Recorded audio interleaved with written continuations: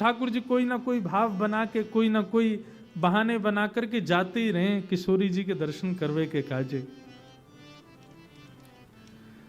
एक बार बरसाने में एक गोपी के बेटा को ब्याह भयो, और वहां के बेटा को जैसे ही ब्याह भयो तो ठाकुर जी पहुंच गए वहां गोपी के घर, और गोपी से जाके कहे, अरे तेने अपने छोरा को ब्याह कियो, किशोरी जी को आमंत्रण नहीं दियो। बोले, अरे मैं कहा बताऊं, मुझको संकोच आ गयो, मुझको लाज भई कि भाई ऐसा छोटो सो ब्याह, किशोरी जी आएंगी, उनके समान व्यवस्था नहीं है, या हमारे मैं तो लज्जा के कारण किशोरी जी को नहीं बुला पाई। ठाकुर जी बोले, तो पता कितना बड़ा अपराध है। बरसाने की श्री कुंवर राधिका जब जब बहू को देख लेंगी ना, तभी समझियो तेरी बेटा बहू तेरी सेवा करेगी। किशोरी जी के नेत्रन में बड़ी शक्ति है, वो जाकू देख लें, वाकू अधिकारी बना दें। गोपी बोली, अच्छा तो कहा करना चाहिए, मुझको बताओ। ठाकुर जी बोले, किशोरी जी के पास अपनी बहू को मिलावे ले जा। अच्छा, कहीं नाराज तो? अरे नहीं, किशोरी जी तो बड़ी दयालु हैं, बड़ी कृपालु हैं, वो कभी नाराज थोड़ी है सके। लेकिन हाँ, यदि तू अपनी बहू को नहीं लेके जावेगी तो या तो दो हानि होंगी। ऐसा भी है सके कि किशोरी जी श्रमित है जाए, नाराज है जाए, भाई बताओ ब्याह है, हमको बुलायो नहीं, और दूसरों तेरी ये बहू सदा अभागी रहेगी, अयोग्य ही रहेगी, किशोरी जी की दृष्टि नहीं पड़ी यहाँ पे। गोपी बोली, तुम ही बताओ कहा करूं। बोले, जा अपनी बहू को मिला के ला, लेकिन वहां से पहले किशोरी जी से एक बार आज्ञा लिया, जब उनको समय हो तब ले जाइयो। गोपी गई, जाके किशोरी जी से क्षमा मांगने लगी, श्यामा जू मेरे बेटा को ब्याह भयो, लेकिन मैंने आपको आमंत्रण नहीं दियो। किशोरी जी बोली, कोई बात नहीं, ठीक है, अब बता तू अपनी बहू को लेके कब आ रही है। बोले, मैं वही की आज्ञा लेवे आई हूं, आप कहो तो ले आऊं। किशोरी जी बोली, हाँ लेके आ। अब यहाँ पे ठाकुर जी ने वो गोपी तो भेज दी किशोरी जी के पास में, और स्वयं पहुंच गए बाकी बहू के पास। बड़ी थक गई होगी, ब्याह भयो नयो नयो। हाँ श्याम सुंदर, थक तो गई हूं, तेरी सास मुंह से कह के गई मैं तो जा रही हूँ 84 कोस की परिक्रमा, गोवर्धन की परिक्रमा लगा के आऊंगी, बाकी तो समय लग जाएगा। अब देख यही बढ़िया समय, तू सो जा, और तेरे घर को जो काम है हम और तेरो खसम मिलके हम लोग सब संभाल लेंगे, तू सो जा। वह गोपी को तो दियो सुलाए, और स्वयं वह गोपी को श्रृंगार कर लियो, और सज धज के बिल्कुल घूंघट करके बैठ गए ठाकुर जी। ये बहाने हैं ठाकुर जी के, किशोरी जी के दर्शन के। गोपी आई आकर के बोले, अरे बहू जल्दी चल, श्यामा जू ने तो को बुलायो है। अब ठाकुर जी लहंगा फरिया बढ़िया चुनरी उनरी पहन के बढ़िया तैयार बैठे। हाँ मैया चलो। अच्छा, बोलनी चाल आदि तो वहां में कोई अंतर ना बता सके कि कोई सखी जा रही है कि सखाई है। ठाकुर जी की चाल आदि सब ऐसी हैं, मतवारी चाल है, ऐसा लगे कि गोपी हो, और नहीं भी हो तो हमारे ठाकुर जी को तो काय बात में निपुण है, यही में तो निपुण है वो। ऐसी गजगामिनी चाल चलते हुए जा रहे हैं किशोरी जी के पास दर्शन करने के लिए। सुंदर सखी को रूप धारण करके आए हैं। आहा,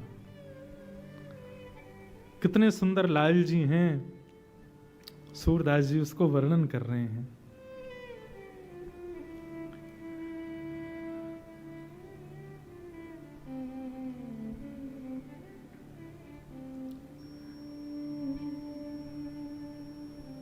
ठाकुर जी ने जैसी बरसाने में निज महल में प्रवेश किया, ठाकुर जी की चाल देख करके, ढाल देख करके, उठवे बैठवे के तरीका, अभी मुख तो कोई ने देखो ही ना है, लेकिन चाल आदि इन सब में ही इतना आनंद भयो कि किशोरी जी की सब सखियां निहाल हो गई। और सब गोपी कहें, बोली वारी गोपी तो बहुत बढ़िया बहू लेके आई है, या कि तो चाल देख करके, या कि बैठवे के तरीका देख करके, ऐसे अचक अचक के चलवे के भावन से ही पता चल रहा है कि भैया बड़ी बड़ी सुधी बहू है तेरी। आहा। सूरदास जी महाराज का ये पद इतना सुंदर है कि ललता विशाखा किशोरी जी के रूप में ठाकुर जी को देख कर के कह रहे हैं, ऐसी कुंवरी कहाँ तुम पाई, ऐसी कुंवर कहाँ तुम पाई। ये ऐसी सुंदर कुंवरी तुम्हें कहां से मिल गई भैया? राधा हूते नख सुख सुंदरी, हमारी किशोरी जी से भी नख से सिक तक नेक सुंदरी लग रही है। कहां से पाई है आपने? अब लो कहां दुराई, काकी ना देखी सुनी ना ब्रज वृंदावन, सुधि बुद्धि हरति पराई। आहा, ऐसी चाल वारी, ऐसे सुंदर भाव वारी, अरे इतना सुंदर शिष्टाचार है। देख पल्लू भी ऐसे पकड़ के अपने घूंघट को बैठी है, इतना सुंदर पकड़ वो भी हमने ना देखो। अभी तक तो केवल चाल डाल पे मोहित हुई है सब गोपी। किशोरी जी बोली, अरे सखी चल मुख दिखा अपनो। अब यहाँ काय को शर्मा रही है? ना तेरे ससुर हैं ना तेरे जेठ जेठानी हैं, यहाँ काय को शर्मावे, चल मुख दिखा। ठाकुर जी मुख गिला में नहीं। भूख है और सास कह रही है, किशोरी जी से मना कर रही है, जल्दी कर मुख दिखा अपनो। ठाकुर जी कह नहीं, मुख नहीं दिखावेंगे। ललता बोली, अरे किशोरी जी समझ गई, सुंदर तो बहुत है, लेकिन वही बात है ना, संसार में आवे वाले हर व्यक्ति में एक दुर्गुण तो होवे, या के अंदर दुर्गुण है। किशोरी जी बोली, कैसा दुर्गुण? नेक मांग रही है, नेक दो, मुंह दिखाई में कहा दोगे, पहले ये बताओ तब मुख दिखावेगी अपनो। किशोरी जी बोली, अच्छा मुंह दिखाई चाहिए, लाओ भाई नवलखा को हार लाओ, ले ये हार तो को देंगी, अब दिखा दे मुख। अब भी मना करे, ना या से काम नहीं चलेगा। सुंदर सुंदर आभूषण धर दिए, सुंदर सुंदर रत्न धर दिए, लेकिन सबन को नकार देवे, बोले ये सब कछु नहीं चाहिए। तब ललता विशाखा दोनों कहीं तो कुछ चाहिए कहा। सो ठाकुर जी धीरे से इशारा करें ललता की ओर, बोले जहां ही ललता खड़ी है वहां मुंह को खड़ा होना है, आपको संग चाहिए, इशारे में बताए। किशोरी जी बोली, अच्छा निज महल में निज सहचरीन को संग चाह रही है। सोई ठाकुर जी से रिलाया, बोले हाँ यही चाहिए। बोले अच्छा ये चाहिए तो हम तो को निश्चित प्रदान करेंगे। धन्य सुहाग भाग है या को, यह जुवतन की मन भाई, सूरदास प्रभु हरिष मिले हंसी, ले उर कंठ लगाए। जैसे किशोरी जी ने कही कि हम अपनी निज सहचरी में तो को वास देंगे, ये नेक स्वीकार कर। जैसे ये नेक दियो है, तुरंत श्याम सुंदर ने अपनो पल्लू जैसी हटायो, श्याम सुंदर को मुखमंडल देख करके सब गोपियां तो निहाल हो गईं, और किशोरी जी ने जाकर के ठाकुर जी को हृदय से लगा लिया। ऐसे मधुर लीला, मधुर मिलन के भाव को देख करके सब सखियां बलैया ले रही हैं ठाकुर जी की।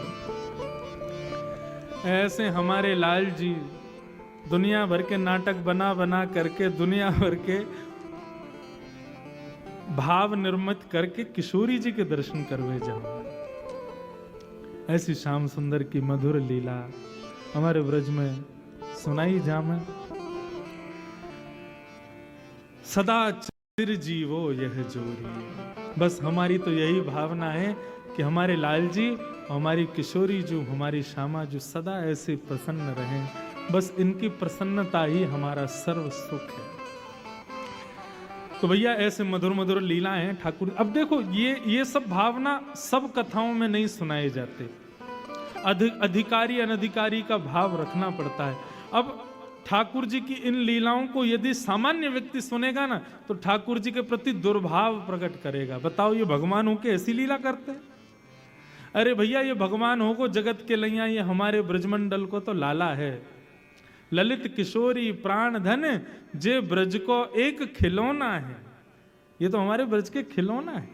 वहां वही भाव से विराज रहे। तो ऐसे मधुर भाव और सुंदर हम सुनेंगे। एक सुंदर आपको प्रति प्राप्त हुई है सब लोगों को। नित्य इस कथा के विश्राम दिवस में हम लोग इस भाव को नित्य गाएंगे। 2 मिनट सब लोग इधर देखो। जिन लोगों को मिल गई है वो बढ़िया है, जिनको नहीं मिली वो बगल वाले को शेयर करा दियो हैं। सब लोग एक दूसरे के भावों को देख कर के साथ में गाना।